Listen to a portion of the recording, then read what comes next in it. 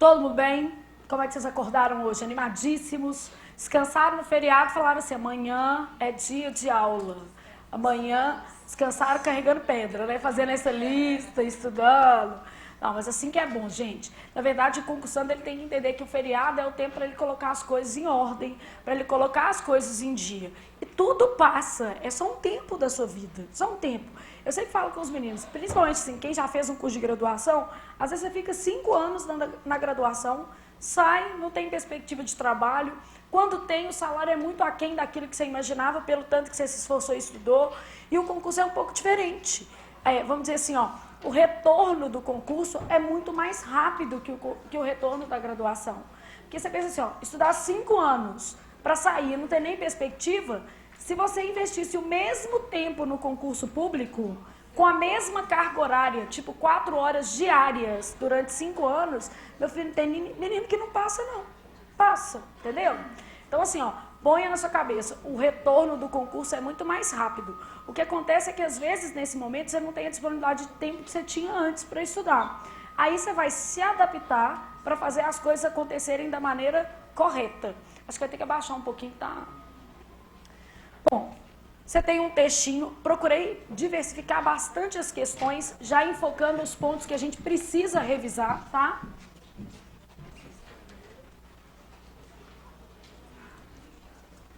Numa prova da Consulplan, o normal é que você tenha mais de um texto, tá certo? Mas aqui eu vou optar por um texto no primeiro bloco e um texto no segundo bloco só, porque quando você coloca muito texto, eu acabo podendo revisar menos conteúdos de gramática também. E como a prova, por exemplo, assim, no TJMG é muito grande, 25 questões, você vai ter muitos conteúdos gramaticais. A mesma coisa vai acontecer na prova da Câmara de BH, que também agora a banca já está definida, é Consulplan.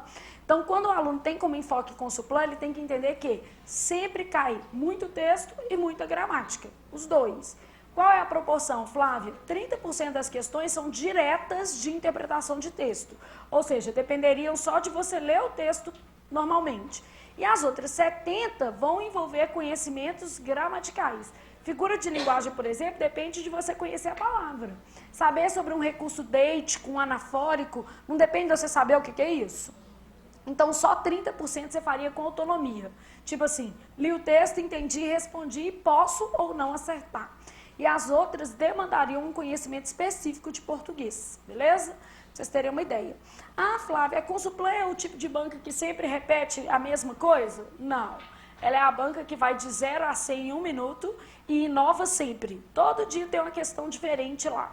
De vez em quando eu vejo os enunciados e falo assim, qual que é igual em termo prosódico? Eu falo, não, coitado menino, agora ele não vai lembrar o que é isso. Prosódio é sílaba ou quê? Tônica. Aí eu tava fazendo essas daqui, vi lá uma assim, qual que não tem desinência de gênero? Já é outra coisa totalmente diferente. Aí você pega uma outra que tem um plural de composto, vocês já viram isso? Então ela vai sempre revezando muito nas questões. Daí a sua necessidade de fazer um volume grande de provas.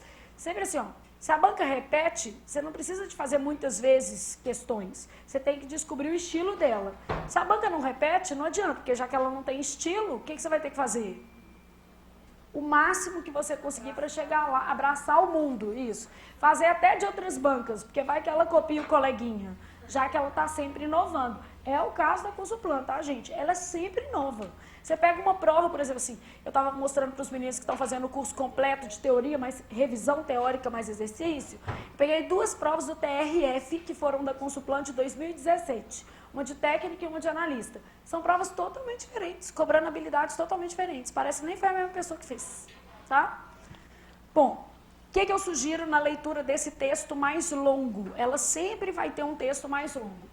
Então, nós vamos usar 2 critérios. Seleção vocabular,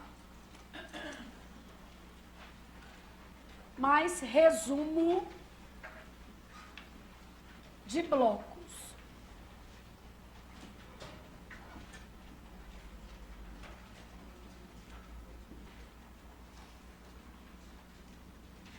Então, isso daqui a gente usa quando tem um texto muito longo, beleza?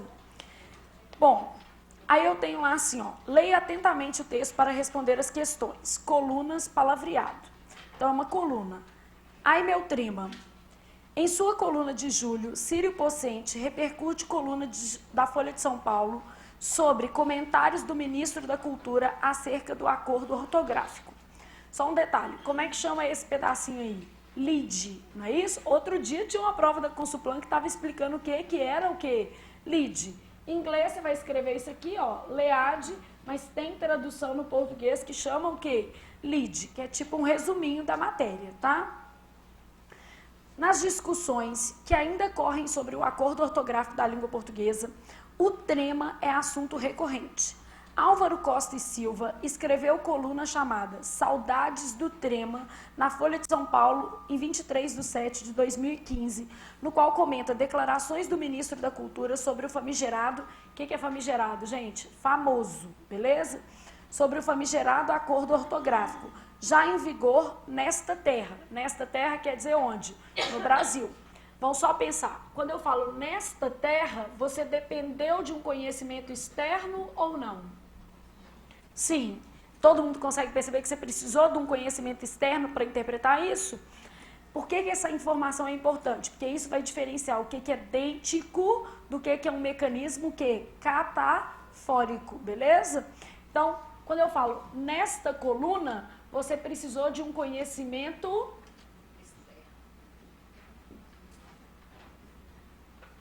externo. Então, quando você falou assim, nesta terra, você sabe que a terra é quem? O Brasil. Porque você sabe que o acordo ortográfico está acontecendo onde? No Brasil. E porque o texto está escrito em quê? Língua portuguesa. Não é isso? Então, você ativou o conhecimento externo para fazer isso aqui. Apesar de um decreto presidencial que susta sua obrigatoriedade. Então, o que ele estava falando? O acordo entrou em vigor em 2009 e o decreto oficial prorrogou o acordo para 2016, mas agora já é obrigatório. Isso tudo dependeu do seu conhecimento externo, se você observar bem, tá? Duas declarações merecem destaque. A primeira, talvez tenhamos errado no acordo ortográfico. Não há explicações maiores. Assim, não se fica sabendo das razões do senhor Juca. Então, a gente errou, mas não sabe por que errou também, né? Eu sei por que ele acha que errou, né? Porque não domina regra. Mas há um parágrafo em que se misturam a opinião do colunista e a do ministro.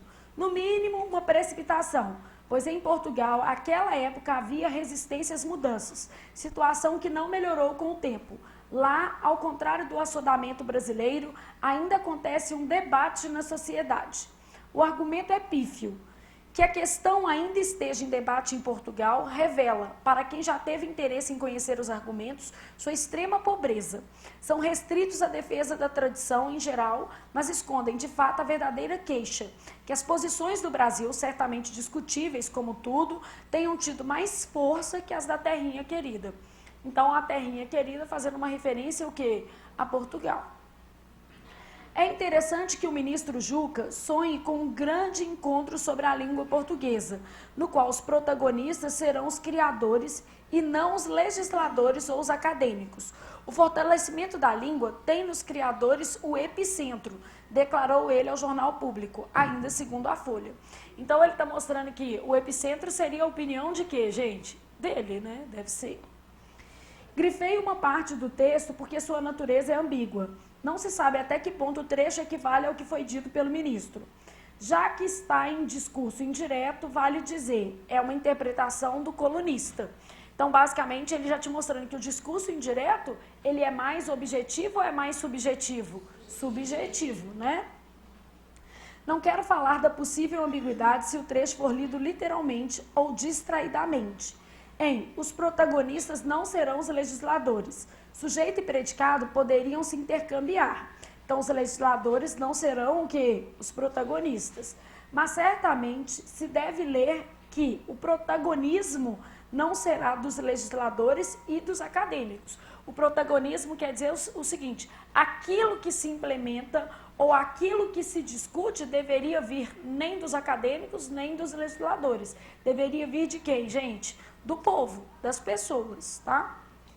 Afinal, quem são os criadores da língua? Então, quando ele introduz essa pergunta, ele já está mostrando que os criadores da língua têm a ver com quem? Com o povo, né?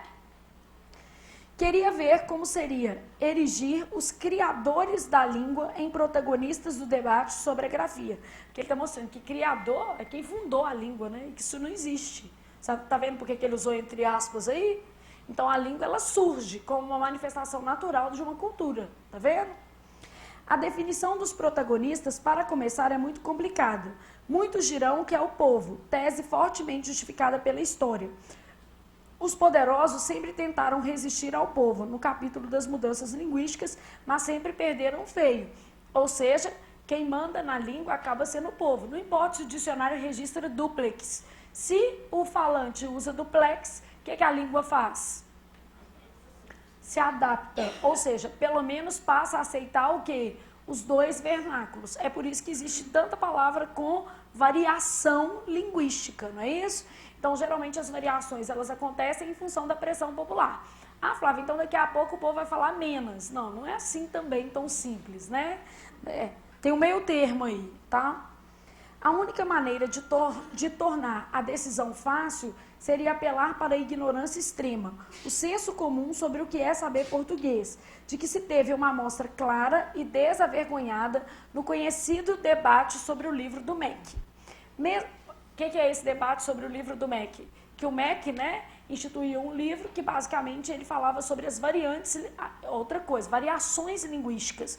O português que é aprendido na escola é o português padrão, e ele também trazia outras variações, dialetos ou formas mais populares. E o livro foi objeto de muita discussão. Aí ele está falando que a discussão em torno do livro mostra a ignorância que as pessoas têm acerca do conhecimento do idioma, porque elas acham que o idioma se traduz como norma culta. E claro que não é, né, gente? Óbvio que não é. Então, a norma culta é uma das vertentes que a gente tem dentro do idioma, beleza? E o objetivo maior de uma língua não é se adequar ao padrão. O objetivo maior de uma língua é o quê? Permitir a comunicação, tá? Toda língua, qual é o papel dela? Comunicar. Se ela vai comunicar dentro da norma culta ou fora, isso já são outras questões também pertinentes à linguagem, dentro da língua, tá? Mesmo assim, seria difícil obter algum consenso, o que a própria coluna que estou comentando sugere. Nunca se consegue passar dos exemplos de sempre. O trema e o acento em ideia, que tal mudar para colmeia ou traqueia? Então ele está falando assim, pelo menos muda o exemplo, né? Suponhamos, no entanto, que Juca se adaptasse ao figurino com com que a direita, em geral, veste à esquerda. Suponho que ele seja de esquerda, para o que poderíamos sempre nos valer de Olavo de Carvalho. Ele teria de escolher o povo, o verdadeiro criador da língua. Nem o povo, um tipo de criador, nem os escritores são bons conselheiros no capítulo de grafia. Então ele está falando o seguinte, o problema é que nem o povo e nem basicamente aqueles que vão legislar teriam como dominar regras a ponto de esclarecer por que uma grafia é melhor ou pior que a outra. Então chegaríamos a uma grafia nada uniforme, como se pode ver cotidianamente nas placas do meu Brasil. Nada contra elas, digo eu, que mereceriam mais análises do que isso. Quem que mereceria mais análise do que isso? As placas. Faz a setinha aí que você vai precisar disso, tá? Tá retomando elas, né? Elas e o elas retomam o quê? As placas. Todo mundo consegue perceber? Que mereceriam elas. E elas quem? As placas. Por quê? Por exemplo, na última prova da Consulplan, no TRE Minas, caiu uma questão que era mais ou menos assim, era uma cadeia de anafóricos. Aí perguntava qual retomava, não sei se vocês fizeram essa prova. Então aqui, por exemplo, o que está retomando elas, e o elas está retomando quem? Placas. Se você for direto em placas, erra, não erra, gente? Beleza? Mas acho que sei do que Juca está falando. Ele está apenas confundindo ortografia com língua. Então, o cara já está te explicando que a língua vai muito além da ortografia ou da escrita. A escrita é uma convenção, normalmente arbitrária. E a língua não, ela tem fatores comuns. Todas as línguas têm fatores comuns, a despeito da grafia das palavras. O que acontece com muita frequência entre os não acadêmicos, porque aqueles que estudam sabem que língua é uma coisa e grafia é outra. Nem o povo, um tipo de criador, nem os escritores são bons conselheiros no capítulo da grafia. O terreno deles é outro. O povo não opina sobre grafia quando muda socra em sogra ou ficato em fígado, sei lá. Nem sei como é que o povo fala isso, fígado. Podia ser galfo, que aí a gente ia ter uma noção. Guimarães Rosa não é o que é porque escreveu Estremeceuzinho, com Z. Descobre-se, talvez, outra coisa na fala de Juca. Ele detesta os acadêmicos. Ele não o chamaria para debater sobre a questão. Vai chamar quem? Finalizo comentando duas queixas comuns, sempre as mesmas. Para começar, tem gente que reclama da queda do acento em para, do verbo parar, porque uma suposta manchete como São Paulo para ver o Corinthians não seria mais possível. Pergunto por que não seria mais possível. Feia, ora, repetitiva, ora. Como se outras fossem belíssimas e como se não se devesse procurar uma alternativa. Ou seja, sair do automático. Se essa ficou feia, meu filho, escreve de outro jeito, né? Então, ele fala, São Paulo se paralisa para ver o quê? O Corinthians jogar. Pronto, já trocou por uns sinônimos. Depois, tem gente que reclama do fim do trema porque, supostamente, um dia não vai mais saber como pronunciar linguiça ou linguiça. Primeiro o menino aprende a falar ou escrever, gente? Falar, Jesus. Quando o povo fala isso comigo, eu falo, abençoa, Senhor, essa pessoa que nasceu escrevendo e aprendeu a falar com 7 anos, né? Então, ela nasceu escrevendo. Depois ela foi para a escola para quê? Aprender a falar, deve ser. A falta do trema levaria a não dizer mais o U. Ora. É por isso que se precisa dos acadêmicos. Eles sabem que não se lê uma língua, escreve-se uma língua. A verdade é que a linguiça, essa grafia antiga, se escreveria assim porque o U é pronunciado, não o contrário. Se fosse assim, quem não sabe ler não falaria. Que coisa óbvia, né? Então, primeiro falar, depois escrever. E a pessoa pode não saber ler, mas falar só se ela for muda que não. E assim mesmo, ela pode dominar uma outra, o quê? Língua. Vocês têm essa noção? Ela vai ter uma forma de linguagem alternativa. Pronto. Ou ainda assim ela vai se comunicar. Vai ou não vai? Vai. Linguagem de sinais, né? Pode ocorrer que se adote determinada pronúncia como base na escrita, tipicamente diante de uma grafia estrangeira. Se aprendo que o oi, falado no alemão, se escreve eu, quando aparece Freud, eu pronuncio Freud, né? Eu pronuncio Freud. Pode ocorrer algo similar na língua materna com palavras desconhecidas. Mas então, por que citar sempre a linguiça? Na escola, obviamente, tem um bloco de carnaval. Eu tremo na linguiça. Vocês já viram? É o máximo, aqui em Belo Horizonte. E as marchinhas são ótimas, sério. Muito bom o bloco. Pelo menos criativo foi, né? Na escola, obviamente, aprendemos como se escreve a palavra tal e não como se lê a palavra tal. Posso não gostar da atual ortografia, mas o que ela viria a ser se seu destino fosse entregue a quem tem medo de quem conhece um pouco do riscado? Vou resumir o texto para vocês em 3 palavras. O autor do texto é o Círio Pocente, que é um linguista.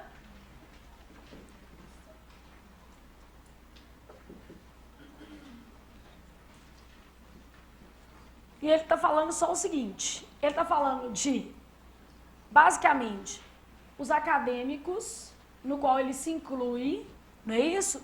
Os legisladores, que seriam deputados, beleza? E o povo.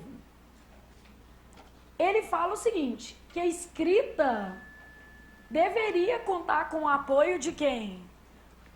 Dos acadêmicos. Mas que os legisladores deveriam, ou querem, por uma questão populista, eleger quem? O povo ou a quem? A si mesmos. Não é isso que eles acham? E que os acadêmicos deveriam ficar de fora do acordo ortográfico. Todo mundo entendeu? Ao finalzinho do texto, ele fala assim, que legal, ele pode até não gostar, o Círio Pocente, mas qual que seria o destino se não fosse entregue a alguém que entende a grafia da sua língua? E a outra coisa que ele fala é o seguinte, que grafia é diferente de quê? a língua é um contexto muito mais amplo. Isso é uma convenção e isso aqui envolve fenômenos sintáticos, morfológicos, muito mais amplos que a própria grafia, que é apenas uma o quê? Convenção. A outra coisa que ele fala é o seguinte: claro que a reforma pode ter problemas. Não pode, gente? Claro que ela pode ter. Mas o problema da fala não existe. Porque isso aqui acontece primeiro e depois o quê? A escrita. Então, quando eu falo assim, ó, resumo de blocos, nesse texto, tudo depende também do domínio que você tem do assunto, tá, gente? Ler é uma habilidade que vai requerer pelo menos 3 outras habilidades. Primeiro, domínio do vocabulário. Então, se você às vezes tem muita dificuldade de ler, é porque você domina mal o vocabulário daquele texto que foi produzido. Como é que melhora isso? A longo prazo, lendo mais coisas variadas. Não pode ser só coluna de futebol, horóscopo, não, né? Segunda coisa, conhecer o campo semântico. O que é campo semântico? Quando eu estava lendo esse texto, eu sabia, por exemplo, que o acordo tinha sido implementado em 2009 e que a Dilma tinha sancionado um prazo maior para que ele só entrasse em vigor em 2016. O primeiro prazo era 2011, tá? Então ela foi lá e falou assim, não, acho que o povo não está preparado. E retificou esse prazo, revogando-o para 2016. Se você não entende do campo, pode ser que um pedação do texto você não compreenda. Isso vai acontecer também quando aparece uma intertextualidade, quando você faz uma referência a um outro texto. Se você não entender o campo, já vai ter um problema também. E o terceiro problema, capacidade de apreensão. Tem aluno que sabe ler, ele está entendendo, só que chega no final, o que acontece? Não consegue gravar nada. Parece que passou um trem na cabeça dele e ele fala assim, Flávia, eu termino de ler, parece que eu não domino nada do que foi lido. Então, toda vez que você pensar em leitura, são 3 aspectos relacionados. Vocabulário, campo, que é o domínio sobre o assunto de uma maneira geral, a situação comunicativa como um todo. E a outra coisa é a capacidade de apreensão. Compreender tem a ver com o campo. Se você dominar o campo, você compreende o que está escrito. Só que para o aluno que vai fazer concurso público, não adianta ele só compreender. Ele precisa lembrar o que está escrito naquele texto para poder responder as questões corretamente. Ou senão ele vai ficar voltando no texto toda hora. E isso, além de dar muito trabalho, pode ser que você não localize a informação na hora, mas ela esteja lá. Tá certo? Bom, para melhorar isso, leitura. Para melhorar isso, leitura também. Só que isso daqui você pode melhorar de outra forma. Por exemplo, quando você assiste televisão, você está melhorando o campo, porque você tem mais informação de uma maneira geral. Quando você acessa a internet, você está melhorando o campo de uma maneira geral. Quando você escuta a voz do Brasil, você está melhorando o campo. Quando você entra em debate sobre assuntos variados, eu procurei ler sobre, apropriação cultural. Você melhorou seu campo, tá vendo? Isso aqui você vai melhorando ao longo da vida. E esse daqui, Flávia, fazer resumos ajuda a melhorar a apreensão. Então, a técnica de resumir o texto, ou ao longo da leitura, ou ao final da leitura, melhora a apreensão desse texto, a sua capacidade de guardar aquilo que foi escrito, tá? Então, na medida que a gente for corrigindo, você sempre vai observando se aquilo que você resume está mais ou menos igual ao que eu resumi. E aí você vai percebendo se isso melhora ou piora. Quem grifa muito o texto, gente, perde a apreensão. Vamos supor, o que você pode marcar no seu texto é no máximo 10%. Se você grifou o texto todo, sua capacidade de apreensão vai ficando cada vez menor, tá? Então, 10%. E outra coisa, nunca marca frase inteira. Sempre você tem que marcar somente as palavras, beleza? Só palavrinhas. Não pode marcar tudo. Então, você perde a base. Vamos combinar uma outra coisa também. Não usa marca-texto. No dia da prova, você vai ter somente caneta o quê? Preta. E isso, eu já olhei pro dela aqui, por isso que eu lembrei de falar isso, tá? Olha aqui. No dia da prova, a sua capacidade de apreensão com marca-texto, ela é mais ou menos 30% mais efetiva do que com caneta preta. Aí você treina tudo lindo com marca-texto. No dia da prova, o que acontece? Você vai usar caneta preta, aí é a primeira vez que você experimentou tudo preto, preto com preto, não. Letra pequena, então você tem que treinar numa situação mais similar, que isso vai te dar um conforto no dia. Tá perto da prova, vai usar preto com preto, nem azul, gente, é preto com preto. Na Consulplan, vocês costumam poder entrar com caneta preta transparente, tá? Se puder entrar com azul dessa vez, ok, mas de uma maneira geral, é preto com preto, beleza? Então você tem lá assim, ó, Geralmente caneta preta transparente, beleza? Não adianta nem querer levar uma de ponta fina, sabe? Tem uns recursos muito sofisticados, não entra, beleza? Bic. E eu fico vendendo lá na porta por R$10, tá? Vocês esquecem. O Robson falou que vai vender por 7, beleza? Robson por 7, eu por 10, mas eu vou estar mais perto. Eu vou estar, tipo assim, na hora que o menino entra né? Ele falou que vai falar mais alto. Gente, vocês acham que não vende? Vende horrores. Vende horrores. Chega um monte de menino lá sem caneta preta. Não sei como é que os meninos fazem isso. Né? A minha também é benta. Eu vou lá e falo assim, ó, quem fizer com essa, passa. Bom, então pensaram mais ou menos nessa organização da leitura? Aí você vai direcionando, né? Estou lá na questão 1. Tendo em vista que o propósito do texto é construído pelo uso de estratégias linguísticas, escolhas lexicais. O que é escolha lexical? Vocabular. Você vai melhorando seu vocabulário assim, ó, famigerado, famoso, lexical, vocabular. Então, toda vez que eu falar assim, o léxico, eu estou falando o vocabulário, a palavra. Então, escolhas lexicais, frásticas, frase.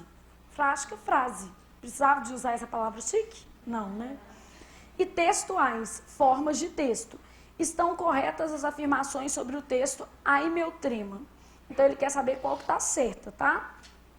Caracteriza-se por ser uma narrativa. Não.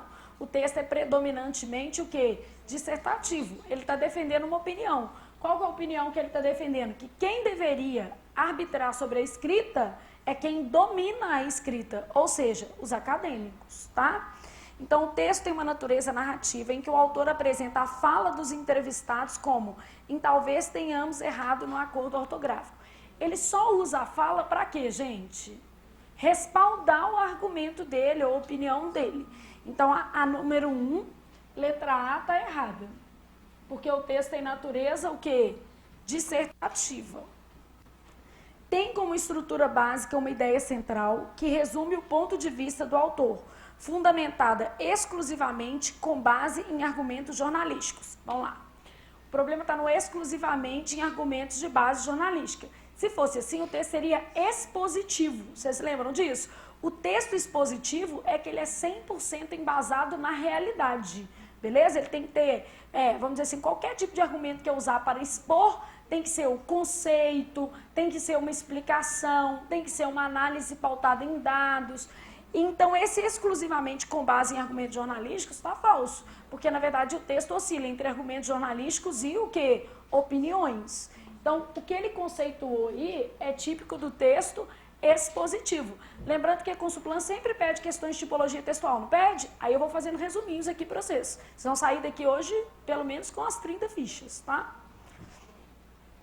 Letra C. E nos outros aulões que a gente programou, eu vou tentar não repetir as mesmas fichas, entenderam? Tipo assim, se eu trabalhei nesse tipologias textuais, nos outros aulões eu vou tentar trabalhar figura de linguagem, porque o menino que fizer mais de um aulão, ele não fica repetindo coisa, né? Vai ter uma lógica nas aulas. Então, aqui, ó. Trata-se de um texto em que predomina uma atitude expositiva comentadora. Então, não é apenas expositiva, tá vendo? Ele é expositivo e, ao mesmo tempo, comentadora. Comentadora deve ser onde é que ele expõe a sua, o quê? Opinião. Com uso predominantemente de verbos no tempo, o quê? Presente. Então, é isso daqui, ó. O texto é expositivo e ainda é comentador, que seria a mesma coisa que eu falei, expositivo dissertativo, né?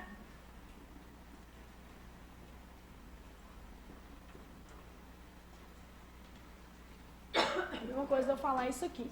Aí eu vou te dar os conceitos bonitinho, tá?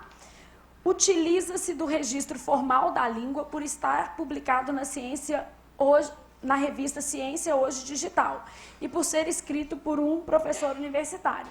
É só linguagem formal, gente? E o tanto de hora a hora que tem no texto? Não tem, gente? Ele só falta rir do cara, né?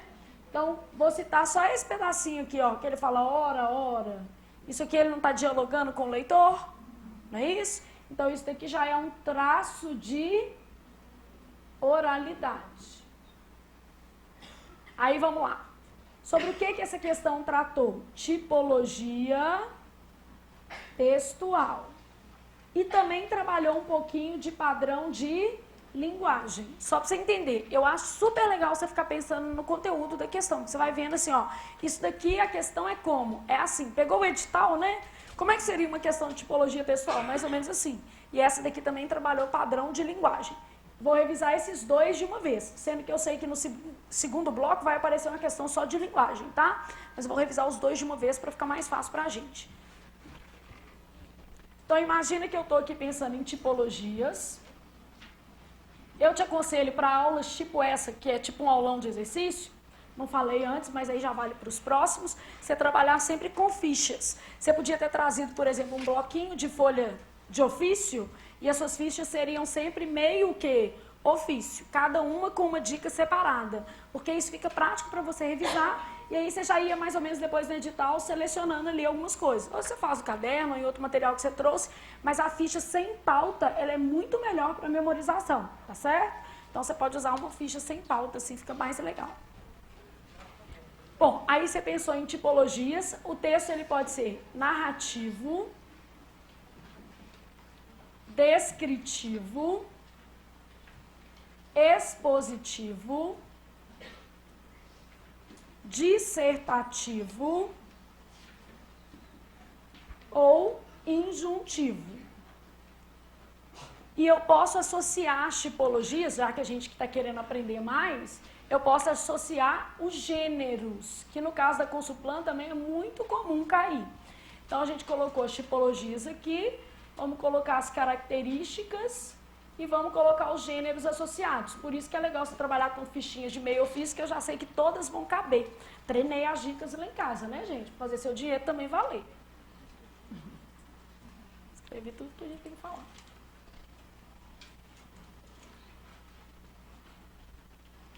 Então, eu tenho lá assim, ó, características desse tipo de texto aqui, dessa tipologia narrativa. O que eu sei? Ele é sequencial, sempre tem um enfoque, o quê? Sequencial. Então, o tempo passa. Só que esse sequencial, ele não precisa ser sempre linear, não é isso? Porque pode ser uma técnica de flash, o quê? Back. Então, sequencial, cronológico ou não. Todo mundo percebe que ele pode ser linear, passado e presente, ou pode ser em flashback, quando a narrativa vai ao mesmo tempo que tem retornos ao presente. Perceberam isso? Então, o texto é sempre sequencial, parte de um fato. Aí esse fato também pode ser real ou não. Porque nem toda narrativa é um texto real, pode ser um texto literário, não é parte de um fato. E normalmente na narrativa a gente responde as perguntas onde, quando, quem e o que. Ainda posso complementar assim, ó, no caso da narrativa em especial, eu posso ter um narrador observador ou um narrador o quê? Personagem. Eu posso fazer uso do discurso direto, do discurso indireto ou do discurso indireto que livre, que mistura os dois, né? Narrador e personagem. Só no da narrativa que fica mais apertadinho, porque tem mais informação, o resto é tranquilo. E os gêneros associados dentro da narrativa, o que eu tenho? Conto, crônica, tirinha, notícia, fábula, parábola, você ainda pode colocar aqui, pelo menos fábula tem que pôr, tá? Conto, crônica, tirinha, fábula, parábola.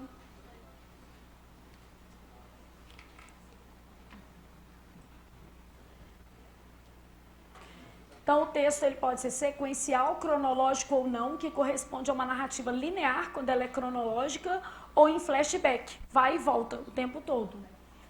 Pode ser parte de um fato real ou não, porque pode ser um fato imaginário, né? O que acontece, por exemplo, num conto, numa crônica, não pode? Uma tirinha, né?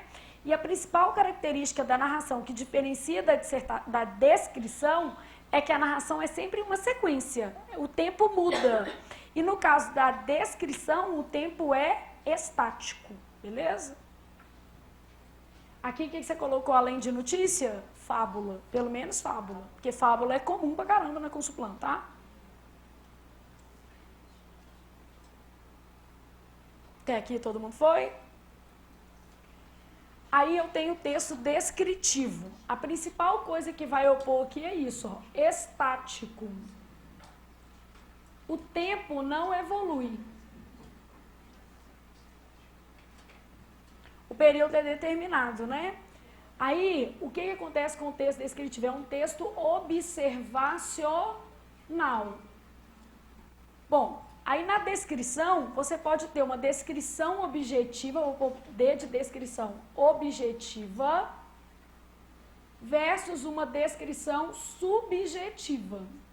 Qual que é a diferença? A descrição subjetiva, ela usa adjetivos que vão qualificar. E a descrição objetiva, ela usa adjetivos que vão caracterizar. São coisas diferentes, não são? Todo mundo consegue perceber? Então, aqui, ó, uma descrição objetiva, ela não vai falar se é bonito ou se é feio. Mas ela pode definir, por exemplo, se é alto ou se é o quê? Baixo. Porque bonito ou feio é um juízo de valor. Então, a descrição subjetiva, ela está no âmbito do juízo de valor.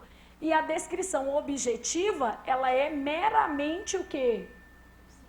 Observacional. Beleza? Depende. E eu já vi questão só de adjetivo perguntando isso, tá? É sutil, mas tem que saber. Bom, uma coisa importante. A descrição, em geral, aparece sozinha ou, em geral, ela é um recorte de outros textos? Normalmente, um texto ele não é predominantemente o quê? Descritivo. Então, a descrição é mais comum dentro de outros o quê? Textos, principalmente desse e desse. Só no injuntivo que não é muito comum. Mas então a descrição normalmente ela se presta a servir como base de outro texto. Então aqui, ó, comum em outros textos. Porque se fazer um texto totalmente descritivo é muito difícil. Mas aparece, exemplo, gráfico, tabela, mapa. Um mapa não é um texto totalmente descritivo? Não é, gente? Sim? Então, aparece. Oi? Mapa? Não. O mapa, por exemplo, você pode descrever o local, não é isso? Você não está querendo mostrar como é que a pessoa o quê? Chega. Isso é a API, isso aí quem faz é o GPS. O mapa. Mapa mundi. Mapa do mundo. O mapa não quer te indicar como é que você chega. Ele quer só descrever o que tem ali. Beleza? Mapa é diferente de rota, né, gente? Pensa comigo. Né? Um atlas tem um monte de mapa. Beleza? Agora, se fosse uma rota, é aqui, ó.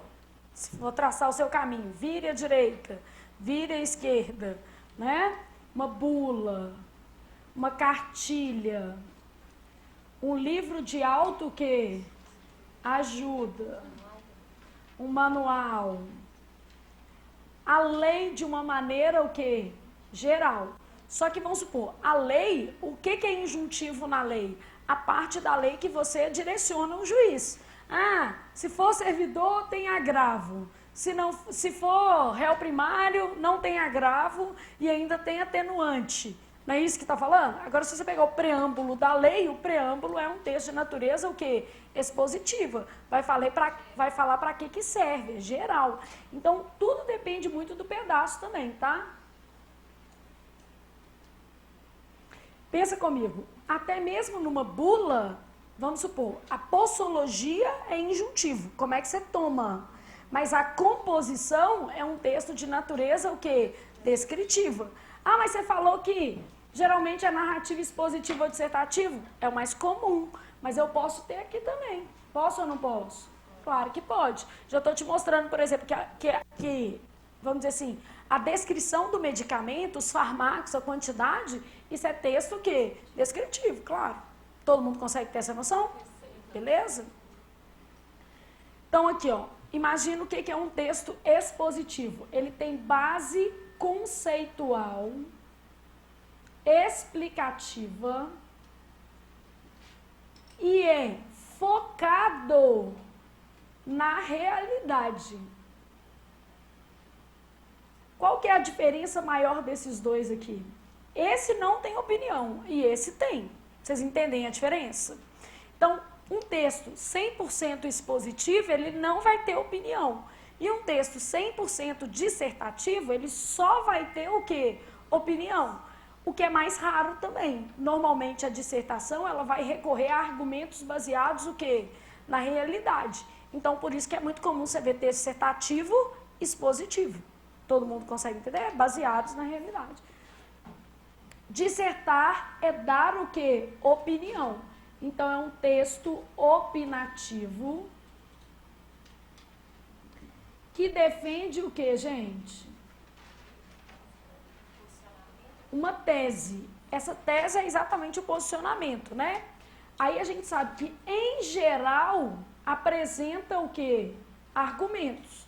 Ô Flávia, eu achei que todo texto dissertativo fosse argumentativo. Claro que não, senão não precisava falar que o texto é dissertativo barra argumentativo.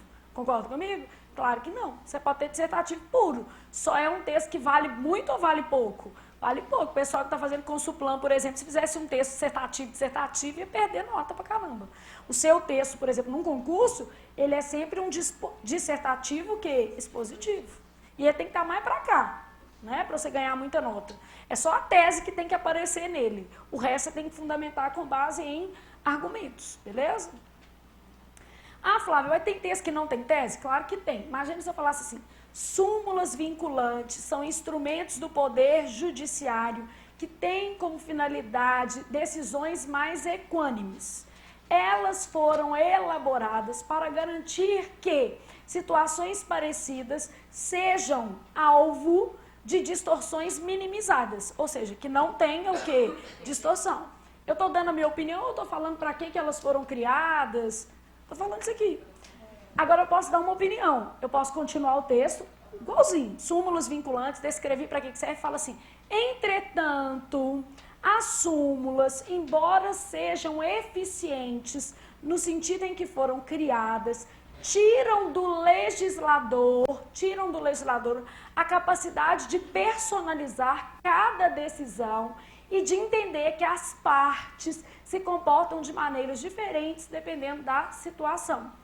Bom, agora eu já dei uma opinião. Quer dizer que eu estou falando que a súmula, ela pode até fazer o papel dela, mas ela tem pontos positivos ou pontos negativos? Negativos, que é o de tirar a individualidade de cada o quê? Caso. Perceberam o que eu fiz aqui? Então, neste caso, eu usei um texto que era expositivo e o quê? Dissertativo ao mesmo tempo. Perceberam, gente? Então, aqui eu coloquei texto expositivo. Preâmbulo é uma forma de texto que expositivo, relatório, laudo, parecer técnico. Porque o parecer técnico, ele não é uma opinião. Ele está totalmente embasado o quê? Na realidade. Vocês conseguem perceber isso? Bom, certidão, atestado, não são bem textos de natureza, o quê? Expositiva, são documentos, né? São textos de natureza oficial. Eles não vão entrar nessas tipologias porque eles não são um texto, é um documento. Concorda comigo? É um tipo de documento. Não vai ter parágrafo, né? Pensa nisso, não vai ter parágrafo, não vai ter verso, né?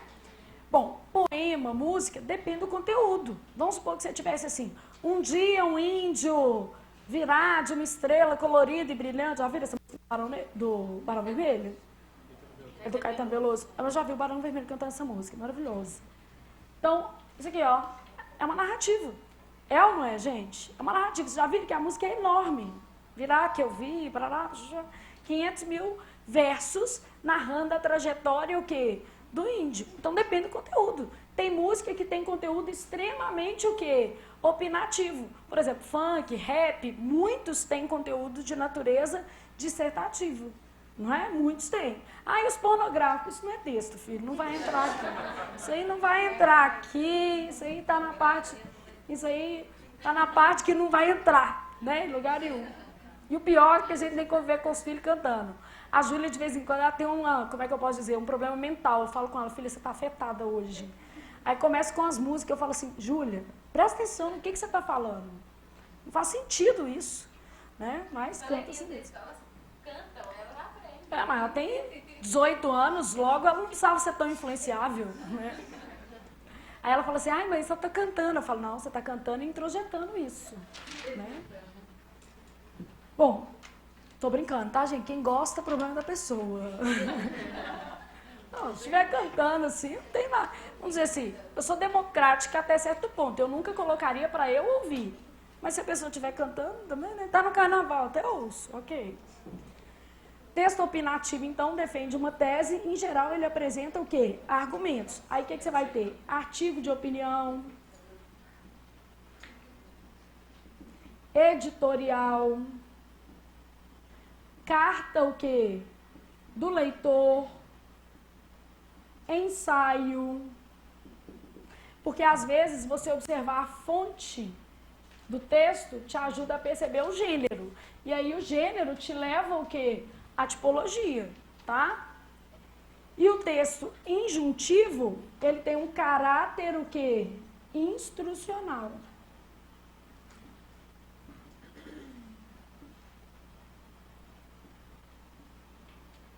Ele está focado em procedimentos.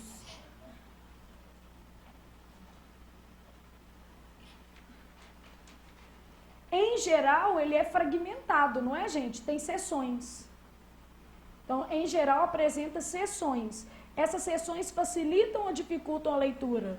Facilitam. Seções, assim, com C cedilha, quer dizer o quê? Parte, né? Só te colocando aqui, ó. Textos didáticos. Eles são de natureza expositiva e não injuntiva. O menino fala assim, mas achei que era instrução. Só que pensa comigo, um texto didático, ele trabalha o quê?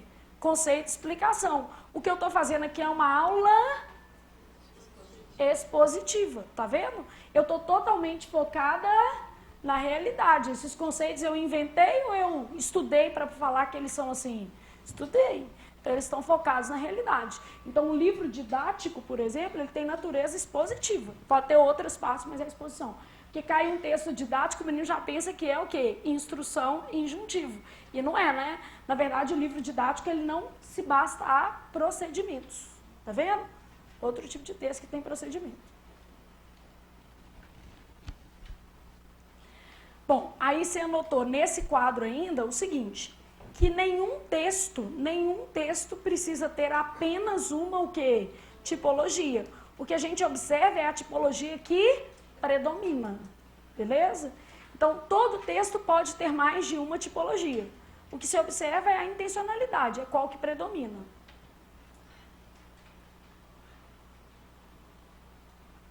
Você colocou lá assim, ó, pode haver...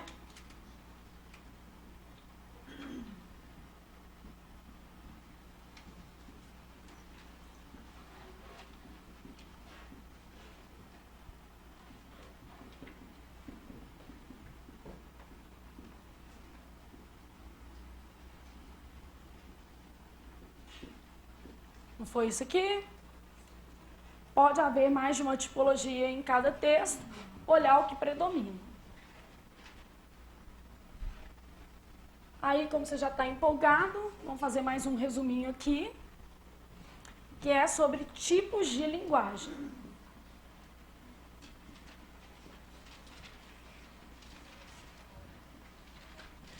Aí eu estou pensando em tipos de linguagem, eu tenho o seguinte...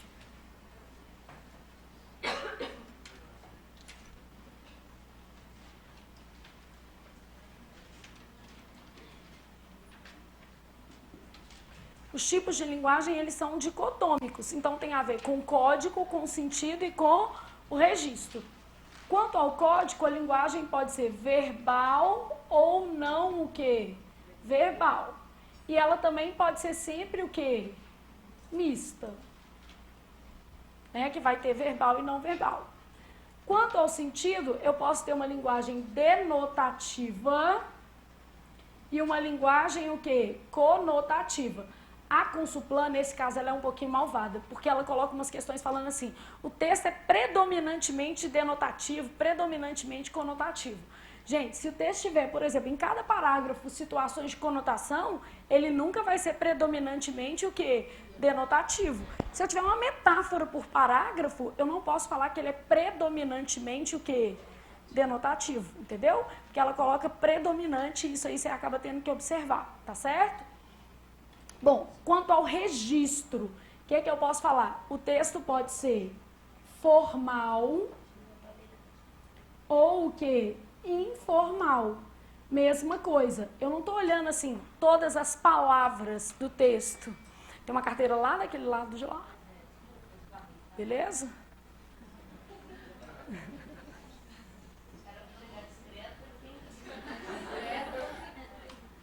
Pessoal do online, pessoal que apagou a luz mesmo, tá? Não houve nenhum problema.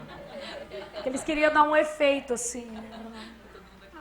Para todo mundo acordar, dar um animado, né? Então, o registro pode ser formal ou pode ser o quê? Informal, beleza? Então, o que é uma linguagem verbal? Alfabética. Então, ela usa letras e ou palavras. Tem uma questão da Consulplan que ela colocou uma bandeira, foi até da Prefeitura de Nova Lima. Aí perguntou se na bandeira havia, né, linguagem verbal e não verbal. Como era uma bandeira, sem querer, a gente acaba achando que é linguagem o quê? Não verbal. Só que tinha as iniciais lá do município de Nova Lima. Então, na verdade, ela era uma linguagem o quê? Mista. Eu morri de dó, gente. Um monte de gente errou essa questão. Então, tem que ter cuidado, porque só de ter letra já é linguagem o quê? Mista, beleza? E a linguagem não verbal não utiliza o quê, gente? O alfabeto. Não, só não utiliza o alfabeto. Se usar números, é o quê? Não verbal. Então, o que é conceito de linguagem não verbal? Não alfabética. Aí, o que ela pode usar? Ela pode usar símbolos, sons, gestos, números, qualquer cor. Por exemplo, um sinal de trânsito é uma linguagem cromática. Todo mundo consegue entender? Ele passa uma mensagem apenas em função de quê? Da cor, beleza? Então, a linguagem formada a partir da cor. Porque a gente fala assim, cor, uma linguagem super comunicativa, né? Você vê um trem branco, você já tem uma sensação ou que é médico ou que é paz, né? Não tem isso. Mas você olha a pessoa de branco assim, você pensa assim, é médico. Você faz uma leitura. É isso que você está fazendo, uma leitura cromática. Bom, quanto ao sentido, a linguagem pode ser denotativa. O que é uma linguagem denotativa? Dentro do sentido que real, que é o sentido de dicionário. Que vou usar a palavrinha assim, sentido literal. Cuidado para você não confundir literal com literário. O literário está para cá, ó. Literário tem a ver com linguagem conotativa. Então, o sentido literal, real, dentro do dicionário.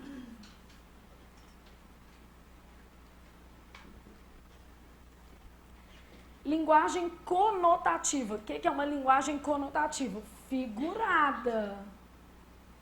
Aí eu vou colocar assim, ó, palavras empregadas com sentido particular. Por que eu vou colocar isso? Porque eu já vi umas 50 questões de aspas da Consulplan, que ela fala assim, ó, as aspas foram utilizadas para indicar um sentido particular. Aí você não conseguiu entender que sentido particular é a mesma coisa do sentido que conotativo, entendeu? Sentido particular é aquele que o leitor percebeu a partir da particularização do autor. Ou seja, eu escrevi particularizando o sentido da palavra. Só que aí ele escreve difícil, você não entendeu. E o nosso cuidado com essas fichas vai ser exatamente de reproduzir a linguagem da Consulplan. Então, por exemplo, quando ela usa um mas, ela não tem mania de falar que é ressalva? Não tem? Aí a gente também vai ter. Todas as nossas fichas vai ser geralmente jogando a linguagem que a banca usa, para te permitir, na véspera da prova, fazer uma boa revisão, tá? Então, figurada, palavras em sentido particular.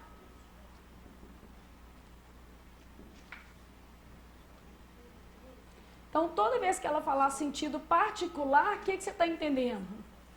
Linguagem o quê? Conotativa. Você sabe que normalmente aparece entre o quê? Aspas. Aí mas você coloca em geral porque pode não ter, né? Só para você pensar nisso. E quanto ao registro, tem a ver com a situação comunicativa. Então, toda vez que eu penso em registro, eu estou pensando na situação comunicativa. Então, a situação comunicativa pode ser formal. Então, emprega-se a norma o quê, gente? A norma culta. Então, sem desvios. Quer dizer que usou uma linguagem o quê? Padrão. Usando todos os nomes, ó. É o português padrão, é a norma culta, é a linguagem o quê? Formal. São 3 sinônimos. Formal, culta ou padrão. Beleza? Não pode chegar mais ninguém, não. Mateus, pode chegar mais ninguém, não, tá? Não. A gente já tinha colocado. Não, a gente já tinha colocado, estava vagas esgotadas. Se chega alguém atrasado, pelo amor de Deus.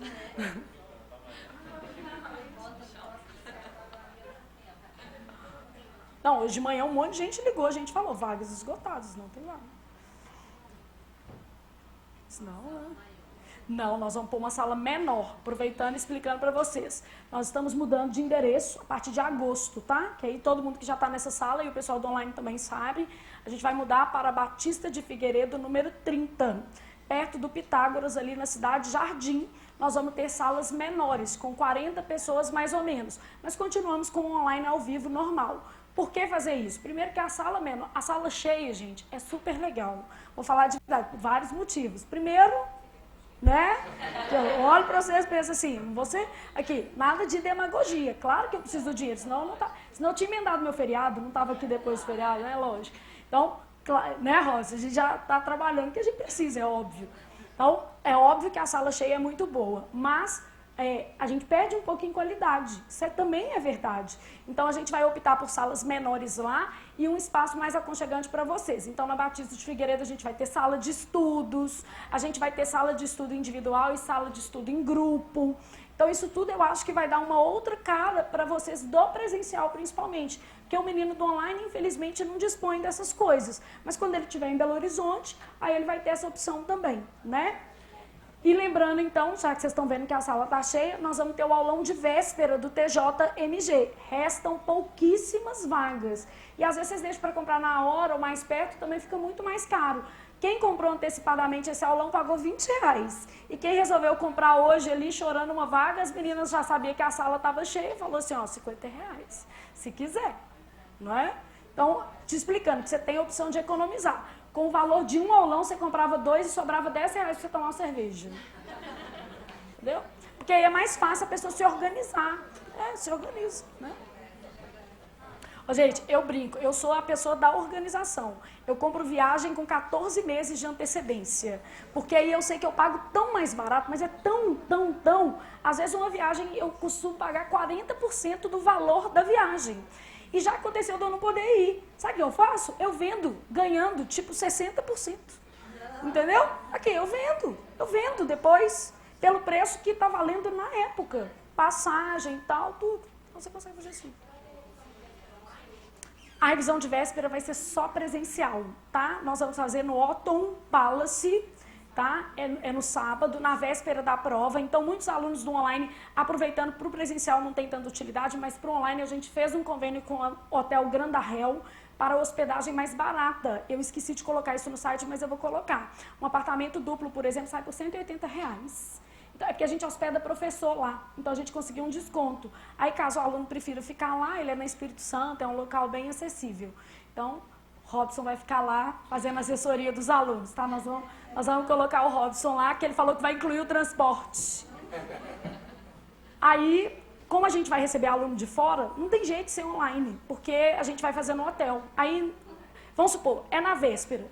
Se fosse uma semana antes, desse alguma coisa errada na transmissão ao vivo, eu teria semana para reparar esse dano. Mas sendo na véspera mesmo, qualquer problema que eu tiver, eu vou ficar te devendo. Aí melhor não arriscar. Né? Se você quiser comprar assim, se não tiver problema, você assina um termo, eu te faço online. Porque o risco é muito grande, entendeu? Qualquer coisa assim no dia é muito grande, gente.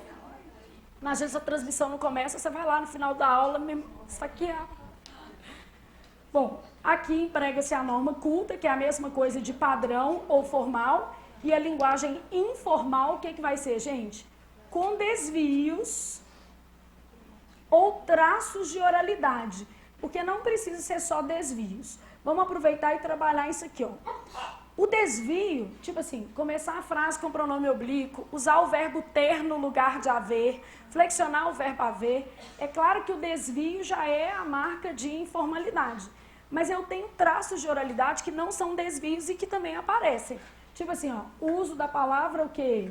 Gente, a gente com valor de nós, né, gente? Beleza? O uso do pronome você interagindo com o leitor, não é, gente? Qualquer forma de interação é uma marca de o quê? Oralidade. A primeira pessoa do plural buscando adesão com o leitor, então isso também é traço de oralidade.